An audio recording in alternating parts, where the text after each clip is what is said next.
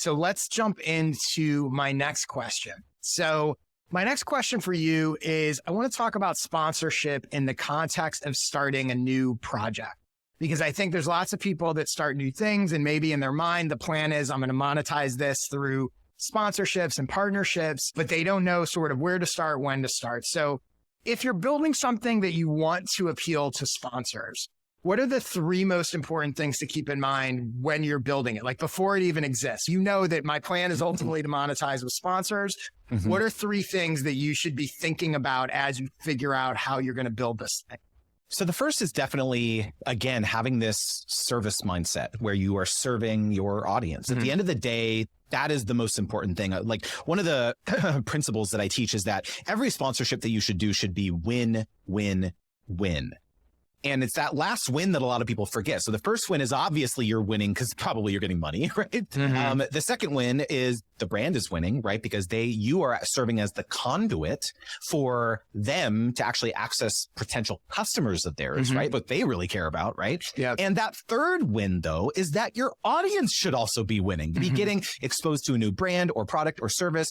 Maybe they're getting a discount. Maybe it's a seasonal promotion, something, right? They are also winning. And so that is a big unlock for a lot of creators, especially at the outset when they're trying to plan like a new project and figure it out. Is like they're missing that last piece, which is like, how is my audience going to win from this thing? And oftentimes that can be an unlock. Like, oh, okay, maybe I should go out and like try to form a partnership with this brand if they get some sort of, free trial or 6 months free of Descript or like, something where it's like, wow, my audience is actually going to win. And so if you design your content strategy around that, that can be super compelling. And so I would say that's tip number one, is just understanding, like how you can actually serve them. Well, I think also, let me just add to that. Yeah. I think just the very mindset or the very understanding that you actually have multiple audiences, mm-hmm. that your brands or your sponsors, your advertisers, your customers are just as much your audience as your actual audience. Because I think a lot of times people neglect that, either to your point, either one way or another, right? They're like, well, if I just grow a big enough audience, the rest will take care of itself.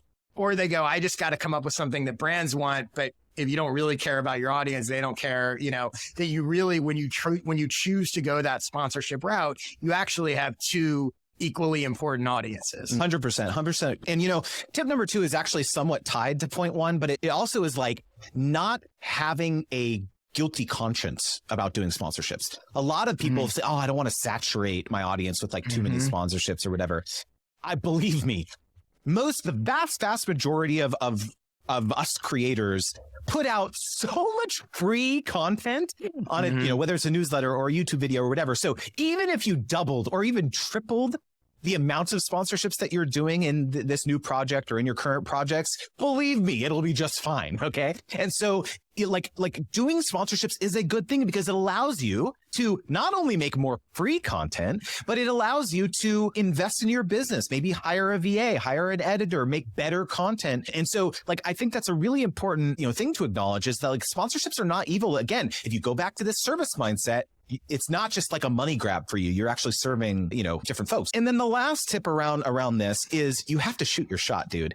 I have a new podcast that I'm dropping at the end of January here called Creator Debates. Little shameless plug here. Nice. And the premise of the tagline is stupid arguments to help creators make smart decisions. And so every episode has two high-profile creators who are arguing over a highly contentious topic in the creator economy. So you've got video versus non-video podcasts, or hustle culture versus life design, for example. There's a couple episodes I've already recorded. And I got it sponsored before I even launched. Literally reached out to ConvertKit, who is the, email service provider that I use, and they agreed to sponsor it. I didn't have any track record. I mean, I have a track record because I've been making content. I have an audience, I have a newsletter, but it's a new thing. There's I don't know how many downloads or whatever I'm going to get. And they just basically said they took a chance on me. And so I think that for a lot of new projects, for a lot of folks who are listening, I think that's actually more relatable than most people realize. Like a lot of people, you have a Twitter following, maybe you have a newsletter, you have something. And so this new project that you're doing, whether it's a podcast or a YouTube channel or whatever, can lean on your existing track record when you're trying to pitch a sponsor on a new project. So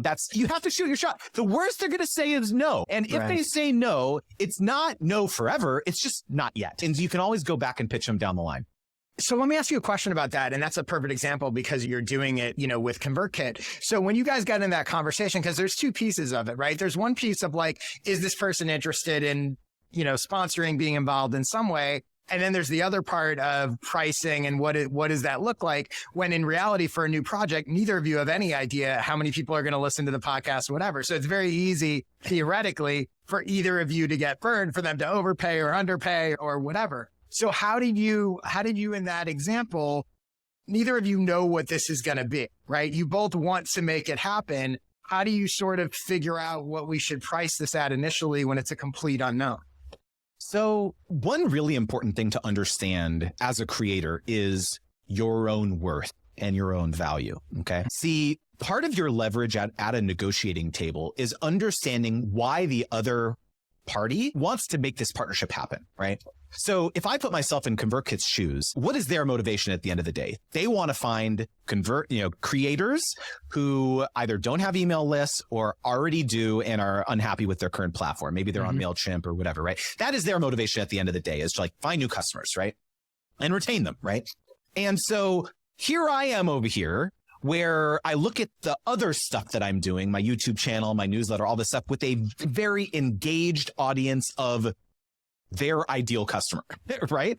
Which is, creators, and not just creators, but business-minded creators, right? People who are trying to make money being a creator, right? And so it stands to reason that they say, okay, yeah, we don't have any data here yet on like what this podcast is going to be. But if we analyze all the other stuff that's going on in Justin's world, it's all very top notch. Anytime he like starts something new, it's like very high quality. People seem very interested in his niche. Like we are going to pay to be associated with his world. And so it's like the reason I'm giving this example is that think about it, if you're listening or watching this right now, think about for your own business, for your own niche, like why would a brand want to partner with you? Oftentimes it's so that they can say that they're partnered with you.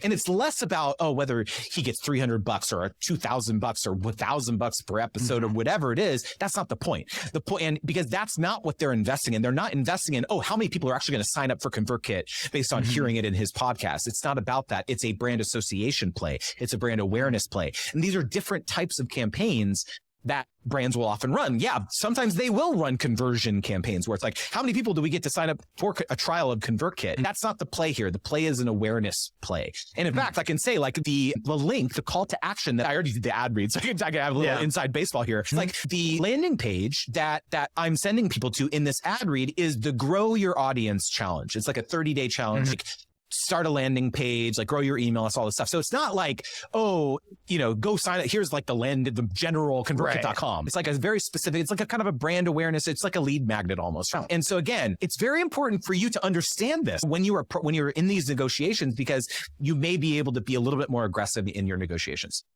And how do you frame, let's just stick with this podcast example because it's very specific and a good one. But so how do you frame, was the deal for X number of episodes? Are you taking a season approach? How did you frame the sort of initial time period for the partnership?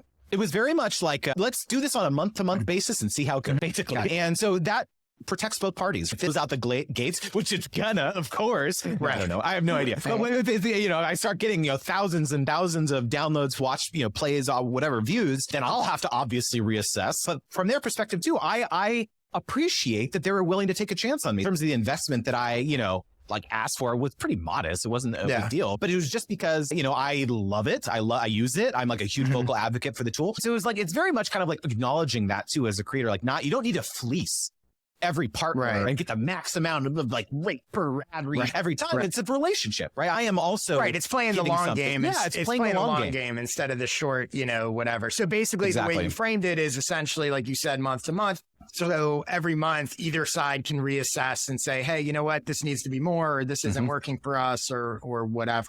100%. And, the other unique thing, again, that's kind of cool about, and one of the reasons why I wanted to launch a podcast, not just to have kind of a new creative project, but also sponsorships are very different in podcasts than they are in most other content. We'll almost never see multiple sponsors in a YouTube video or in an Instagram post or something like that. But in a newsletter, in a podcast, that's pretty common and that's accepted, right? And so there may be a time right now, ConvertKit's the only sponsor, but there may be a time where I just slightly restructure the show and I'm going to have multiple sponsors now. And the negotiation is going to have to change because right now they're the sole sponsor. So this stuff is very dynamic and you just have to experiment as you go.